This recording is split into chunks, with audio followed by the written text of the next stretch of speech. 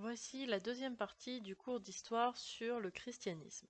Si c'est la première vidéo que vous visionnez, je vous invite à retourner dans la description de la vidéo et à cliquer vers le lien de la première partie. Vérifiez bien que vous avez recopié le cours dans votre cahier au bon endroit, c'est-à-dire à la partie histoire, et donc que vous avez bien le grand 1 de ce chapitre. Vous pouvez prendre votre stylo rouge pour noter à la suite grand 2, les chrétiens dans l'Empire romain. Pour ce grand 2, je vais vous proposer quelques documents avec des questions. Donc l'intérêt en fait, ça serait vraiment que vous mettiez pause à chaque fois pour lire la question, lire le document et répondre à la question. C'est un travail d'entraînement qui est vraiment important parce qu'on l'aurait fait en classe, vous l'auriez fait en classe. Là, voilà, si vous regardez la vidéo, c'est que justement vous restez à la maison.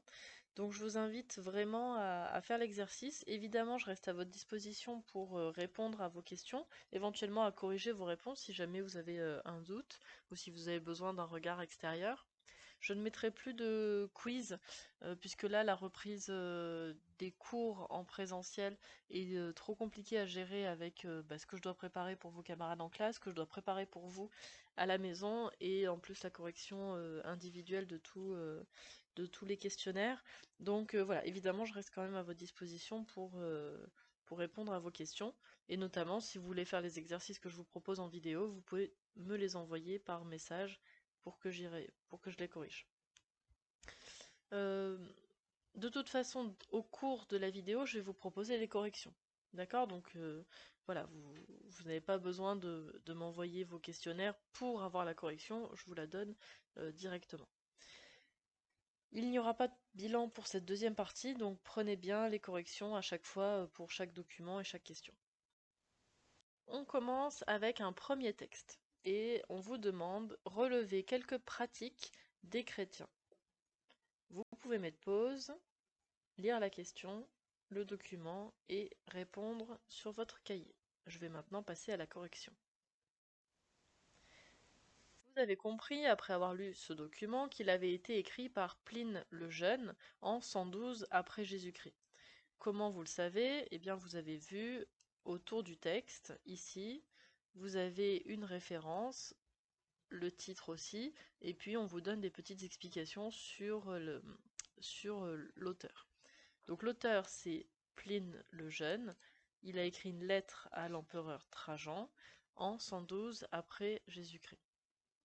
Ça, c'est un réflexe à avoir quand vous avez un document à regarder pour la première fois, de bien chercher des informations à son sujet. L'auteur, la date, la nature que vous voyez ici, donc, et puis on vous l'apprécie, c'est une lettre, et etc.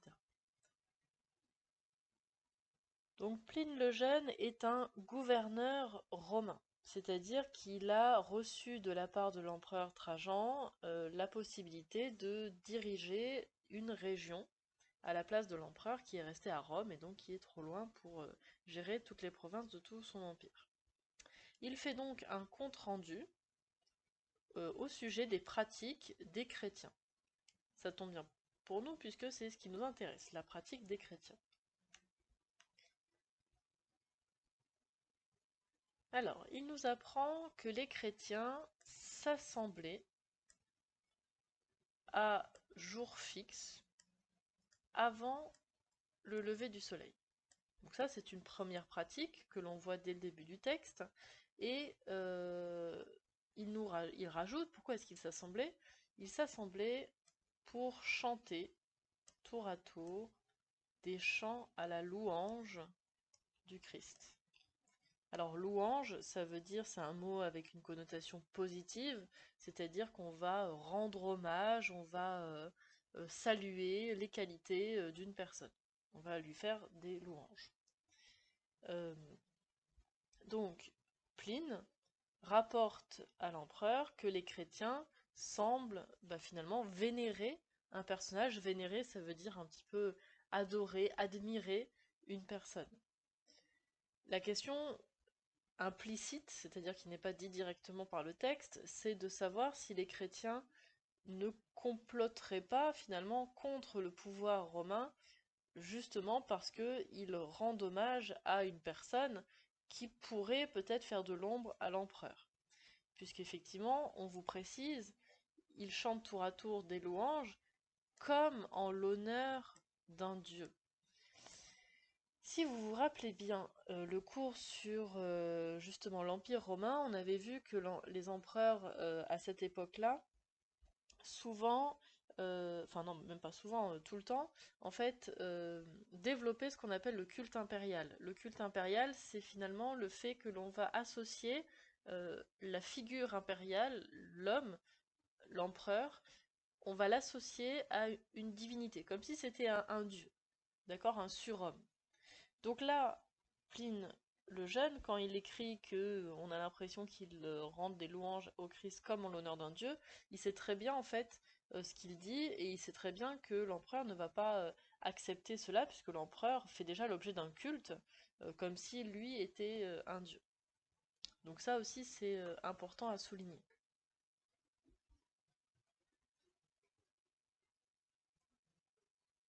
Vous pouvez noter une première phrase.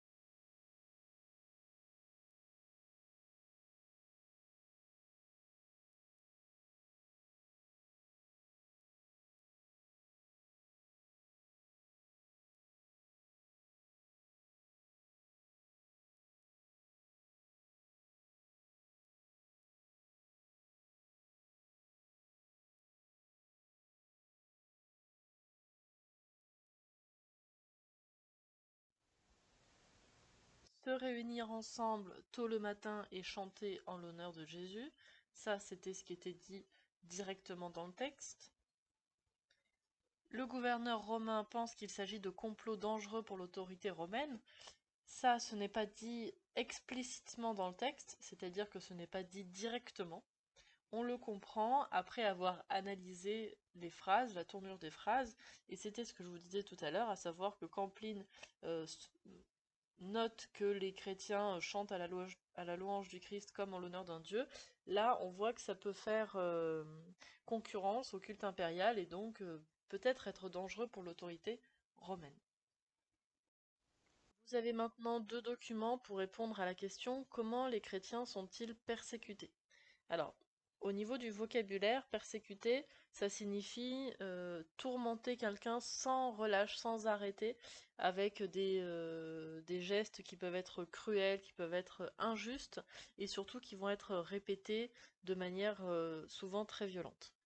Pour répondre à cette question, vous pouvez chercher à la fois dans le texte que vous voyez ici, que vous devez lire, et dans l'image que vous avez identifiée, j'espère, comme étant bien une mosaïque.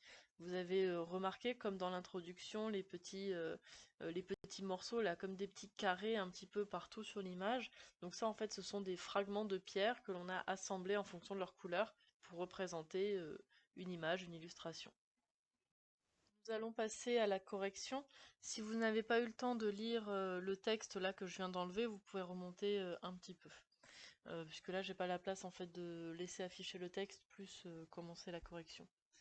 Donc le texte justement vous apprenez que les chrétiens ont été l'objet de nombreux sévices, c'est-à-dire des injures, des violences, des exclusions, mais aussi de la torture, voire des mises à mort à l'occasion de jeux qui étaient organisés pour détendre les Romains. Justement ces jeux, vous en avez un exemple avec la mosaïque qui date du IIe siècle, là que vous voyez à droite, et où on voit en fait au milieu là une personne, je vais essayer de vous la montrer. Donc ici on voit une personne, un chrétien, qui est jeté en pâture à une bête féroce. Ici on voit qu'il y a des bêtes qui tournent autour et il n'a aucun moyen d'en réchapper. D'accord, il peut pas s'éloigner, il peut pas s'enfuir, hein, puisque on peut imaginer qu'il est dans une arène, au milieu d'une arène. Alors en fait, les Romains persécutaient les chrétiens parce que pour eux, ils ne comprenaient pas pourquoi les chrétiens refusaient de rendre hommage au culte, à leur dieu. Pourquoi est-ce que les Romains ne participaient pas au culte des dieux, et notamment celui de l'empereur. Donc en fait, les chrétiens vont faire l'objet de plein de rumeurs. Ils vont être accusés de plein de problèmes comme les défaites militaires de l'Empire, où il y a des rumeurs qui vont circuler comme quoi les chrétiens tuent des enfants, mangent des enfants, etc., etc. Donc tout cela va cristalliser une sorte de haine en fait contre les chrétiens et les gens n'auront pas de scrupule à du coup les utiliser pour faire des jeux, donc les mettre au milieu des arènes, les torturer à mort. Donc comment sont-ils persécutés? Eh bien ils sont torturés ou mis à mort dans des jeux de cirque et les chrétiens sont persécutés parce qu'ils refusent d'honorer les dieux romains et en particulier le culte impérial. Document suivant, vous avez un texte ici et une monnaie romaine juste ici. Deux questions. Quel signe Constantin place-t-il sur les armes de ses soldats? Donc là, on cherche un symbole, un dessin, quelque chose qui est dessiné sur les armes des soldats. Et devenu empereur, donc une fois que Constantin est devenu empereur, quelle décision prend-il? Donc vous lisez le document, vous répondez aux questions. On passe à la correction de la première question. Le texte nous apprend que Constantin est en guerre. D'accord, on parle de Constantin et son rival Maxence s'affrontent pour devenir empereur. Dans le texte, on nous dit qu'il fait un rêve et il décide d'appliquer sur le bouclier un X. Le X, en fait, c'est une abréviation qui signifie Jésus-Christ. Donc il fait appliquer ça sur les boucliers, sur les étendards de ses soldats. Et il se trouve que remporte la victoire. Donc ici, on vous dit, après une si importante victoire, Constantin est reçu dans Rome avec l'applaudissement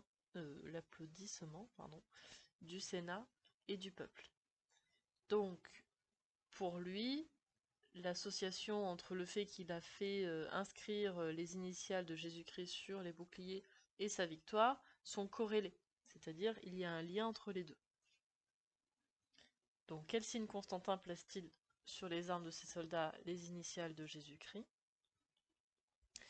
Et après cela, il obtient la victoire et devient le seul empereur. Donc tout ça, là, je ne l'ai pas noté, en 312 après Jésus-Christ. J'ai pas non plus précisé hein, à chaque fois, il faut avoir l'habitude. On lit l'auteur, les références du document, la date, le titre, la petite explication du contexte, c'est important.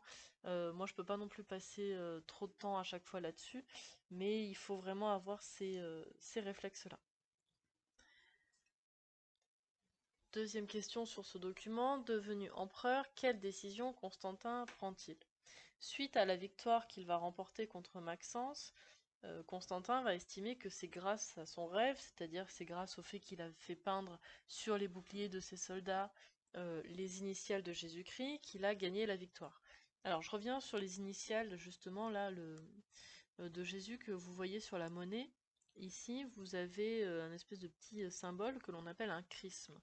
C'est le symbole chrétien. Le chrisme c'est quoi? C'est l'association de deux lettres grecques qui sont en fait les deux premières lettres du nom de Christ.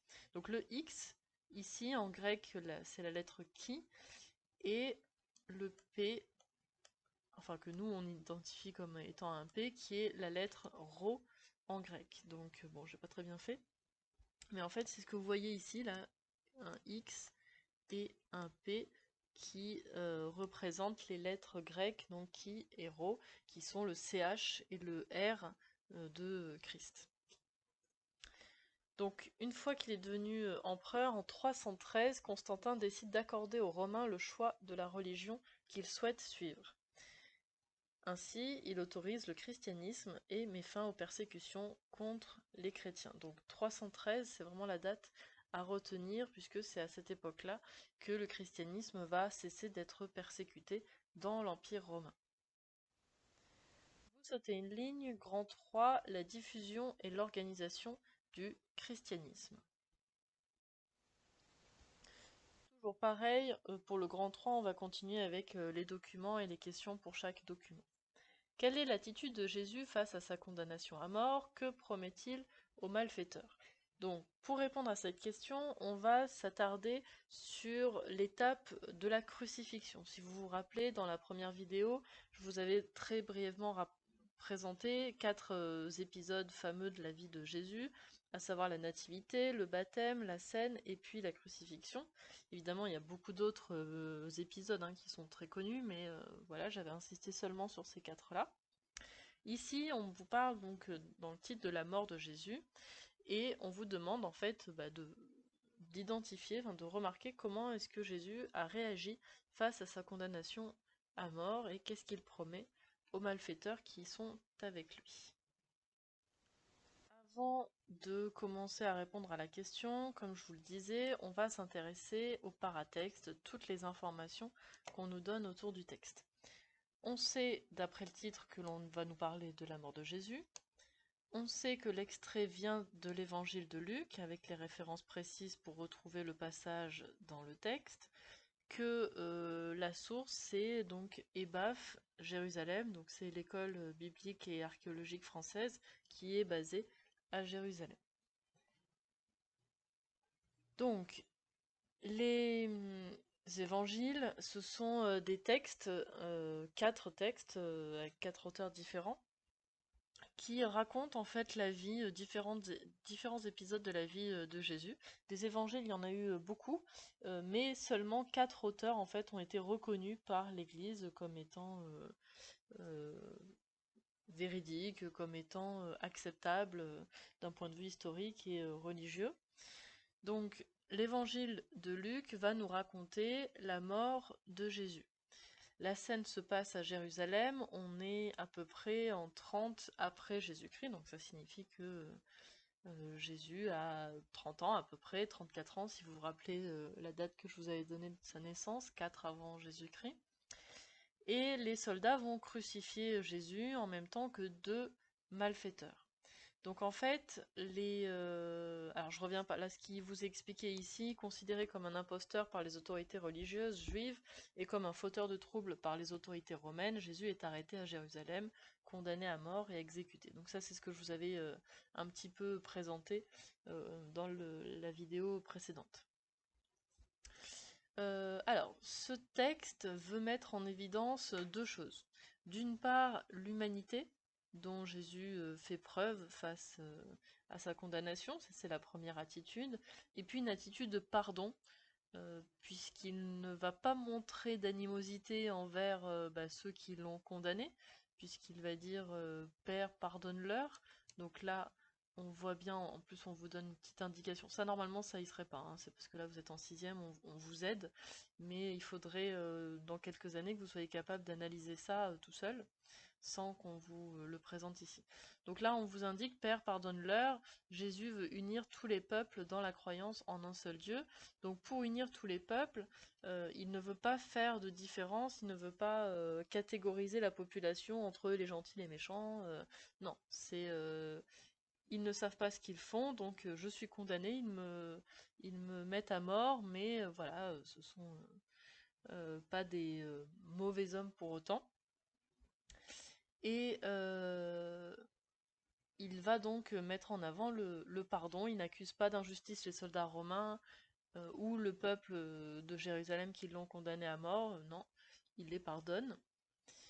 Et en même temps, le rapport avec les autres malfaiteurs, c'est que les autres disent mais n'es-tu pas le Christ, sauve-toi toi-même, et nous aussi, par la même occasion, hein, on en profite.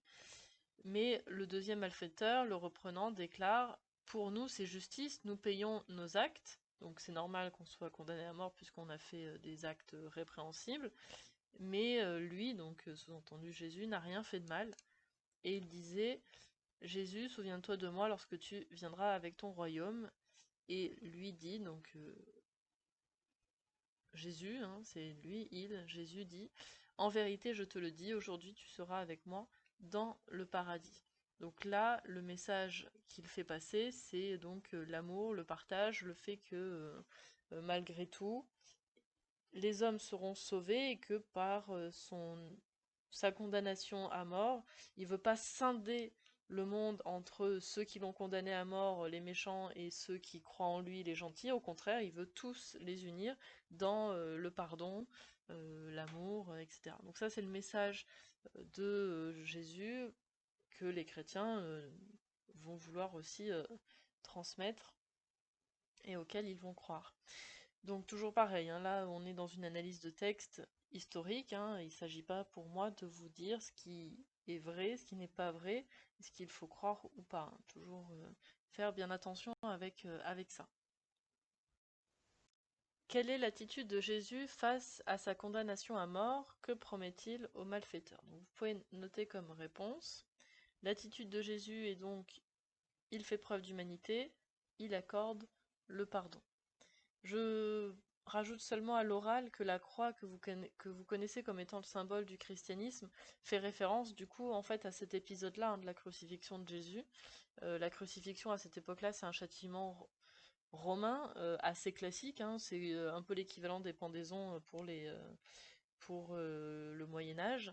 Donc en fait le condamné à mort en fait, il est pendu, mais pas par le cou comme on peut l'avoir dans les images traditionnelles, mais il va être pendu par les bras sur une croix. En fait, on va lui attacher les bras sur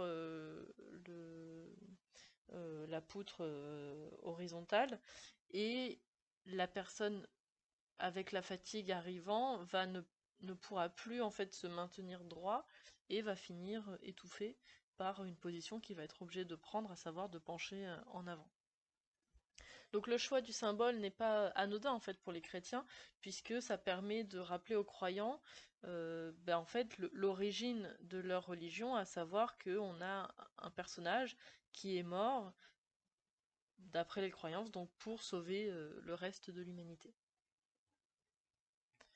Vous pouvez donc noter, il promet aux malfaiteurs le salut, et vous notez en vert ce terme, je ne l'ai pas forcément beaucoup évoqué d'ailleurs à l'oral, le salut qui est considéré comme la délivrance, la libération du croyant qui était condamné à l'enfer de par sa naissance, puisque pour les croyants, les hommes et les femmes naissent éclaboussés du péché originel, on va dire, éclaboussés d'un péché à l'origine dont ils ne peuvent pas se défaire de par leur nature d'être humain.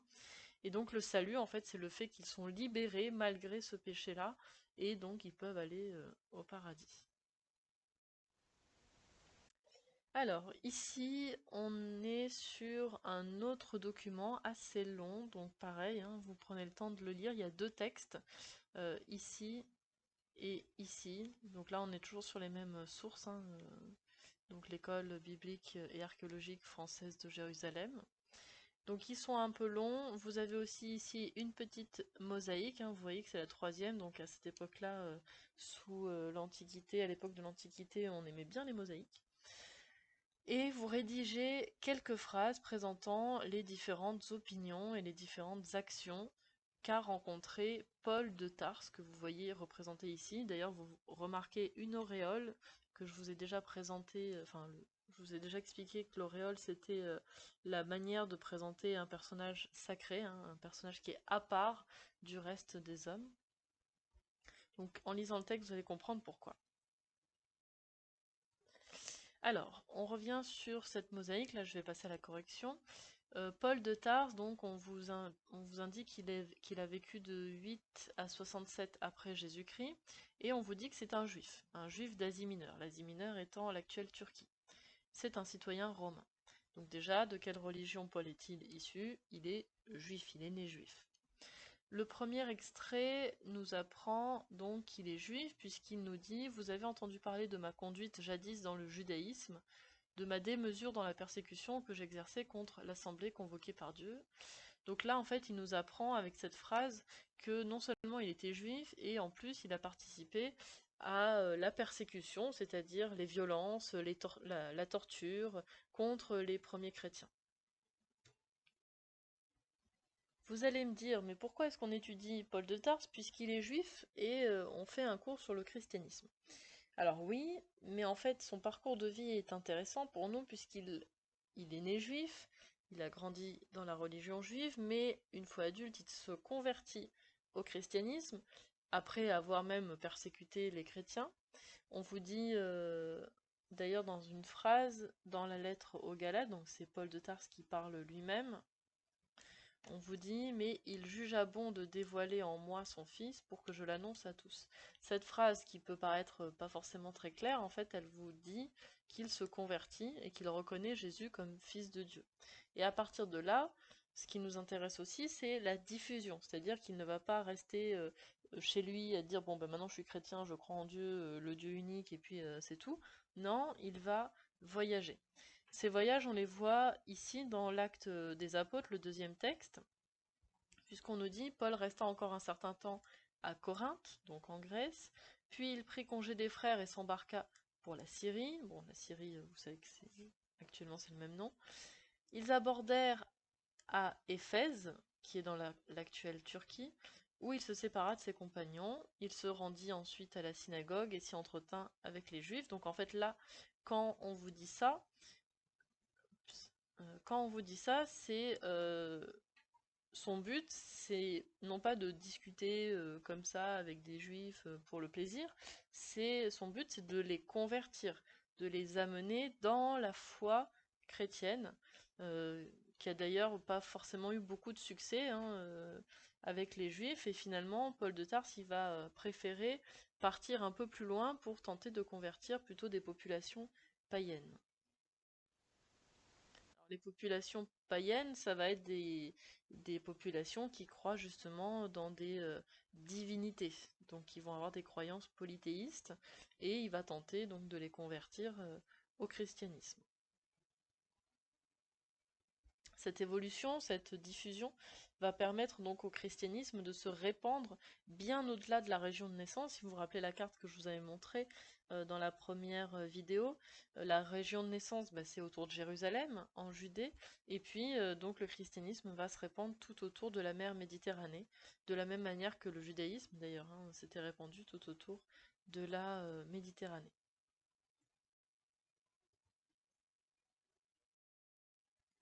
Vous pouvez noter, Paul était juif, il se convertit au christianisme et décide de répandre la parole de Jésus, d'abord aux juifs, mais il fait face à beaucoup d'hostilité. Il part plus loin pour convertir des païens, des personnes ayant une religion polythéiste. Un petit commentaire très rapide sur l'organisation de l'Église à la fin du IVe siècle, puisque là, tout ce qu'on a dit, en fait, on est vraiment sur les prémices du christianisme, autour du personnage central de Jésus, sur sa vie, sur le message qu'il va apporter, et ce message va être diffusé par des disciples qui vont voyager et puis répandre les enseignements de Jésus, même après sa mort. Une fois que tout cela commence à se répandre de manière assez importante, les hommes vont structurer ces croyances au travers d'une organisation assez précise que l'on va appeler l'Église. L'Église avec un E majuscule et l'Église avec un E minuscule, ce ne sont pas la même chose. L'Église avec un E majuscule, c'est l'ensemble des croyants, d'accord? L'organisation de la gestion de ces croyants. Alors que l'église avec un petit e, c'est tout simplement le bâtiment, le lieu où les chrétiens vont s'assembler pour prier. Vous avez quelques questions très rapides. Là, c'est vraiment uniquement de la prise d'informations dans le document 4 que vous voyez à l'écran. Donc, qui dirige les communautés chrétiennes? Qui choisit l'évêque? Qui est chargé de célébrer la messe? Quel est le rôle de l'évêque? En quoi est-ce très différent de l'action d'un moine? L'organisation de l'Église se met en place progressivement. D'abord, vous avez l'évêque de Rome qui s'impose comme le chef de l'Église à partir du VIe siècle. Et au niveau local, vous allez avoir des personnages comme les évêques qui vont être élus. D'ailleurs, c'était même le cas aussi pour les dirigeants des communautés juives, ça c'est un point commun. Au départ, ils sont élus sans distinction entre les prêtres et les évêques, puis au fur et à mesure que les communautés vont s'agrandir, le prêtre va devenir l'envoyé de l'évêque. Donc en fait, il va y avoir une sorte de hiérarchie que vous voyez sur le document. Ici, alors je vais prendre le pointeur. Donc vous avez tout en haut de la hiérarchie les évêques qui vont être responsables d'une communauté de chrétiens. En dessous, vous allez avoir les prêtres qui assiste l'évêque en dirigeant le culte et en enseignant la religion. En dessous, les diacres qui vont assister les prêtres. Et l'église, donc c'est l'assemblée des croyants qui vont se réunir. Alors, si l'évêque est élu, il doit quand même être confirmé par une cérémonie d'imposition des mains, une bénédiction, par 3 autres évêques, pour respecter le principe de continuité des apôtres. Donc les apôtres, c'est les 12 premiers disciples de Jésus. Et pour continuer, pour s'inscrire dans la continuité de l'acte des actions de ces apôtres, la bénédiction doit se faire pour chaque nouvel évêque élu. Vous pouvez maintenant noter ce bilan. Dans l'Empire romain, les communautés chrétiennes sont d'abord tolérées, puis persécutées au IIe et IIIe siècle après Jésus-Christ. Au IVe siècle après Jésus-Christ, l'empereur Constantin se convertit au christianisme. Par l'édit de Milan en 313 après Jésus-Christ, il autorise finalement le christianisme, qui devient ensuite la religion officielle de l'Empire. Je vous ai mis une vidéo en lien ici, c'est tout simplement le lien vers le C'est pas sorcier qui a été fait il y a longtemps maintenant sur le christianisme, mais qui est toujours aussi bien fait. Donc je vous le mettrai aussi dans la description de la vidéo si ça vous intéresse, si vous avez envie d'aller voir un petit peu plus sur le sujet. Je vous invite fortement à le faire parce que malheureusement dans une vidéo comme ça, je suis un peu prise de court par le temps, par l'organisation. Donc je vais à l'essentiel de ce que je veux vous transmettre sans pour autant pouvoir développer, raconter des petites anecdotes ou des choses intéressantes pour vous, pour votre culture. Donc là, voilà, visionner des vidéos de ce type-là ne peut que être bénéfique pour vous. Donc je vous souhaite bon courage et n'hésitez pas à m'envoyer des messages pour poser des questions s'il y a des problèmes de compréhension et notamment aussi s'il y a des erreurs. J'ai déjà eu des messages dans ce sens-là sur notamment le diaporama pour les chiffres romains où j'ai fait deux erreurs dans les corrections puisque j'avais pas donné les mêmes chiffres en fait en classe. J'ai modifié les chiffres en classe et donc je sais pas pourquoi j'ai pas modifié sur votre diaporama. Bon, bref, dans tous les cas, j'ai eu pas mal de messages pour m'avertir de l'erreur, donc c'était très bien, hein, merci. Je vous en remercie. Donc voilà, il y a peut-être des erreurs dans la vidéo que j'ai laissé échapper. C'est tout à fait possible et je m'en excuse par avance.